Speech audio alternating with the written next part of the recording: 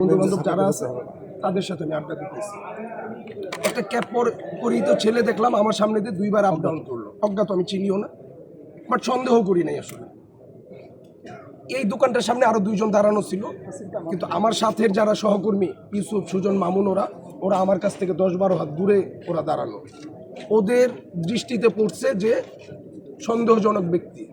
তখন ইউসুফ আবার সুজনকে বলছে যে সুজন, এই ছেলেগুলোর তো গতিবিধি সন্দেহ লাগতেছে, ভাইরে একটু নক দে। যখন বলছে ভাইকে নক দে, সুজন আমাকে ফোন দিছে। ফোন দিয়ে সুজন আমাকে বললো যে ভাই, আপনার ঠিক অপোজিটে ক্যাপ পরিহিত যে ছেলেটা, আপনি কি চিনেন ওকে? আমি আবার আমার ঠিক অপোজিটে দাঁড়ানো ক্যাপ পরা ছেলেটা, আমি আবার তাকায় দেখলাম। আমি বললাম যে না, চিনি না। বললো যে ওই কর্নারে তাকায় দেখেন আরো দুইটা ছেলে আছে, ওদেরকে চিনেন? আমি ওইখানে বসাই, আমি বসে দেখলাম যে না, চিনি না। ইন দ্য মিন টাইম আমি আবার ওই ক্যাপ পরা যে ছেলেটা, ওর দিকে আমি তাকায় ফোনে কথা বলতেছি। এর মধ্যে ওর সাথে যখন আমার চোখে চোখ পড়ছে, ও খুব স্পিডে হাঁটা ধরছে।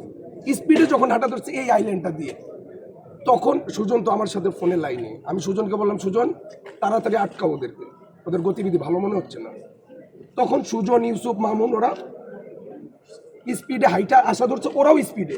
এই মোড়ে গিয়া সুজন সামনে দাঁড়িয়েছে, ভাই দাঁড়ান, আপনাদের বাসা কোথায়? একটা ছেলে বললো 10 নাম্বার। তখন বললো 10 নাম্বার দিলে এইরকম করতেছেন কেন? বলতে বলতে একটা ছেলে আবার ক্যাপ পরা যে ছেলেটা কোমরে হাত দিছে। তখন ইউসুফ গিয়া সাথে সাথে ধরছে। ইউসুফ চিৎকার দিয়ে বলছে তোর সাথে কি? ধরার সাথে সাথে ইউসুফকে বুকের বাম পাশে ঠেকায় গুলি করছে এক রাউন্ড। এর মধ্যে ইউসুফ বুক ধরে বসে পড়ছে। আমি আবার বলছি ধর। ইউসুফের থেকে আমি 3-4 হাত পিছিয়েছিলাম। তখন আমার দিকে তাক করে 2 রাউন্ড গুলি করে আল্লাহ আমাকে হেফাজত করছে, আমি গুলিবিদ্ধ হই নাই। একজন পথচারী গুলিবিদ্ধ হয়েছে। তখন আমার সাথে আরেকজন সহযোদ্ধা মামুন, ও আবার দোকান থেকে যে টুল, ছোট একটা টুল নিয়ে আমাকে যখন 3য় রাউন্ড গুলি করার প্রস্তুতি নিচ্ছে, তখন মামুন আবার টুলটা থ্রো করছে। ওর এইখানে লাগছে টুলটা। লাগার পর ওরা দুইজনই দৌড় দিছে। যখন আমরা পিছে দৌড় দেওয়া শুরু করছি, এই ধর ধর, তখন 2 রাউন্ড ফাঁকা ফায়ার করলো। ফাঁকা ফায়ার করে সুজা ওই রোড দিয়ে দৌড়ে এই রোড দিয়ে ঢুকছে।